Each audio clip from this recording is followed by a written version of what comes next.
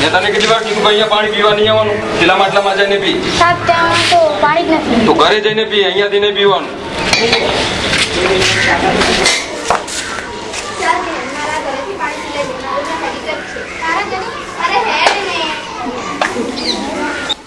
અરે હેડ ને અંદર, મારાથી અંદર હવે હેડ ને.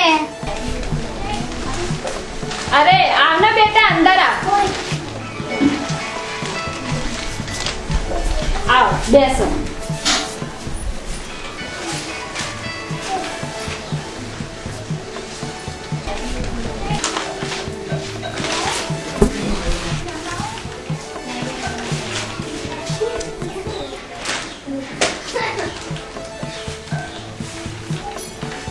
અરે મમ્મી, આ વિનય અને એના વાહના બાળકોને જમવા માટે જુદું બેસાડવાનું અને જુદા માટલામાંથી પાણી પીવાનું, એમ કેમ?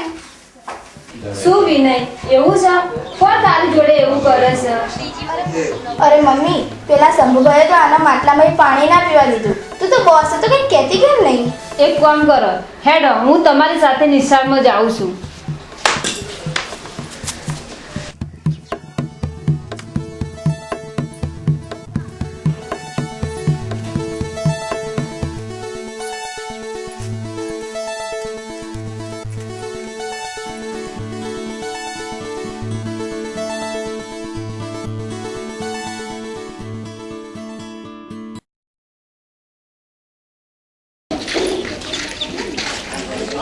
અરે આવો સરપંચ, ઘણા દિવસે આવ્યા. ચમ છો બેન? અરે બેન, આ વિનય અને બીજા બાળકોને મધ્ય ભોજનમાં જમવા માટે અલગ ચમ બેહાડો છો અને પીવાનું પાણી અલગ ચમ રાખો છો? અરે સરપંચ બેન, શું વાત કરો છો? મને તો ખબર જ નહોતી. મધ્યાહન ભોજનની જવાબદારી શંભુભાઈ સંભાળે છે, એટલે મને એમ કે બધું બરાબર જ ચાલતું હશે. તો જાય એ શંભુભાઈ, એમણે તો વિનયના પાણીએ ના પીવા દીધું. અરે શંભુભાઈ, આ વાત સાચી છે? પણ બેન, એ બધા છોકરાઓ તો શું એ બધા બાળકો વિદ્યાર્થી નથી? તમારા જે શિક્ષકો જ અસમાનતાને પોષણ આપે છે. હવે પછી જો આવું થશે તો હું પોતે જ પોલીસ ફરિયાદ કરીશ. સારું બેન, હવે આવી ભૂલ નહીં થાય.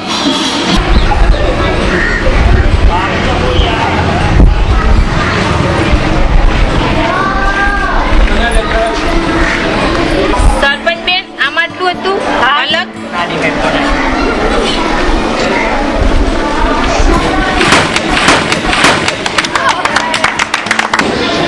સારું બેન, આવજો. હવે મારે તાલુકે જવું છે. સારું સરપંચ બેન, આવજો. આવીને આવી શાળાની મુલાકાત લેજો અને કંઈ ફરિયાદ હોય તો મને કહેતા રહેજો. સારું.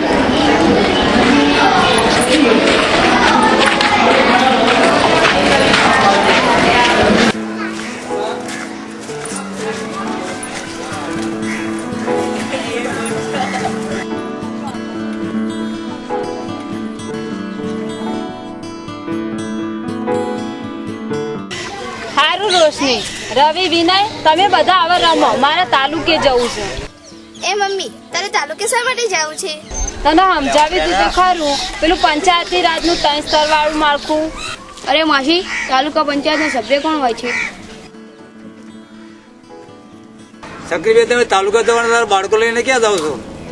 અરે ઇમરાનભાઈ, મારે તાલુકે જ જવું છે. આજે પ્રમુખ સાથે મીટિંગ છે અને રસ્તામાં આ બાળકો મળી ગયા. તમે એક કામ કરો, આ બાળકોને થોડું પંચાયત વિશે અને તાલુકા પંચાયત વિશે સમજાવો તો હું તાલુકા પંચાયતે જઉં. ચાલો બાળકો, બેસી જાઓ. ગ્રામ પંચાયત જઈએ અને સમજી. પંચાયત, તાલુકા પંચાયત. પણ બેટા, તાલુકા પંચાયત એના જીવિત તમે હેડો તો ખરા.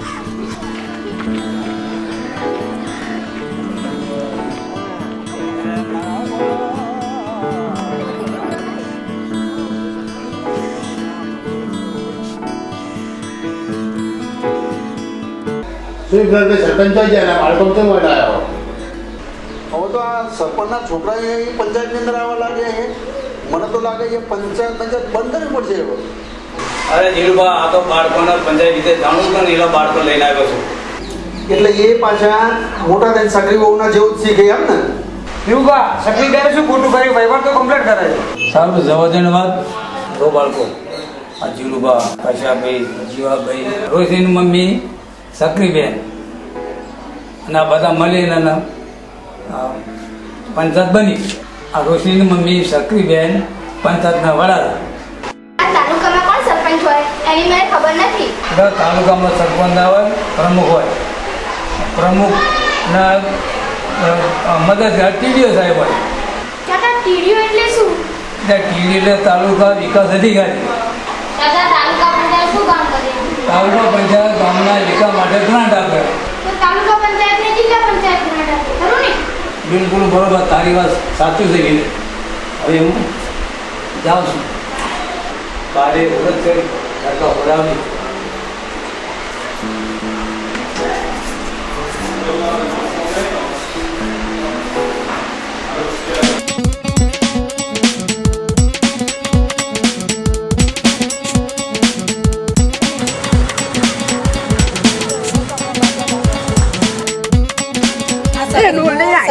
પછી પોણી ટોકીની એ સગવડ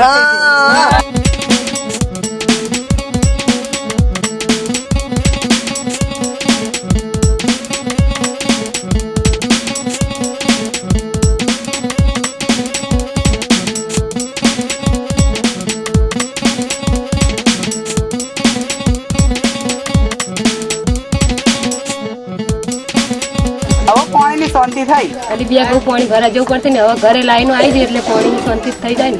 સક્રીબેન સરપંચમાં રહે તો સારું.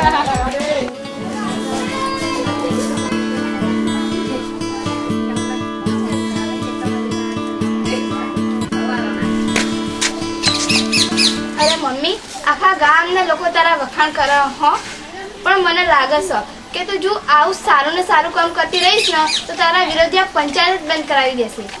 પણ બેટા, પંચાયત તો કોઈ એકની માલિકીની નહીં, તે એ બંધ કરાવી દે. પંચાયત તો બંધારણીય હક છે અને સ્વરાજનો પાયાનો એકમ છે.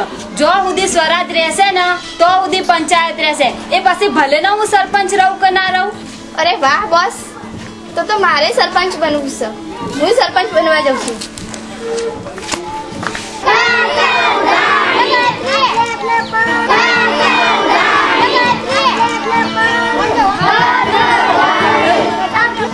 એટલે ભીખા, આ સક્રીબેનનું તો કેવું પડે હો. મને તો એમ હતું કે આ સ્ત્રીબેન શું સરપંચ પણ કરશે, પણ આમને કામ તો સારું કર્યું. હા બાબુ, વાત તો મને જ પડશે કે આટલા વર્ષોથી તમારા ભાઈ સરપંચ હતા તો આવું કામ નહીં છે. હા હો બાપુ, આ 2 વર્ષમાં તો ગામની રોનક બદલી નાખી. રવિ, વિનય, રાજુ, સકીના, મોટી થઈને હું પણ તમારી સરપંચ બની. અરે રોશની, તું તો આજથી જ અમારી સરપંચ છે. આ છોડીએ બીજી સક્રીબેન જ થવાની છે હો.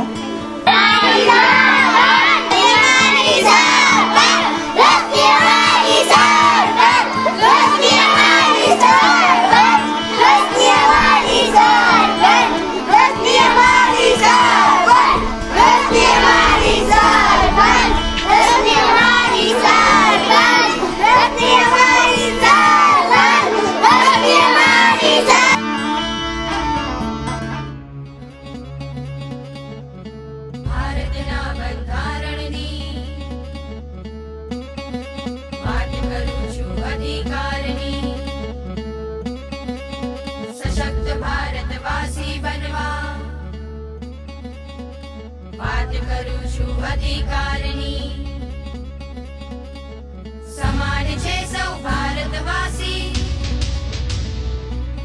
સ્વતંત્ર છે સૌ ભારતવાસી. ભારતના બંધારણની વાત કરું છું અધિકારની. શોષણ સામે બાય ચડાવી મનગમતા ધર્મો અપનાવી ભારતના બંધારણની વાત કરું છું અધિકારની. ભણતરનો અધિકાર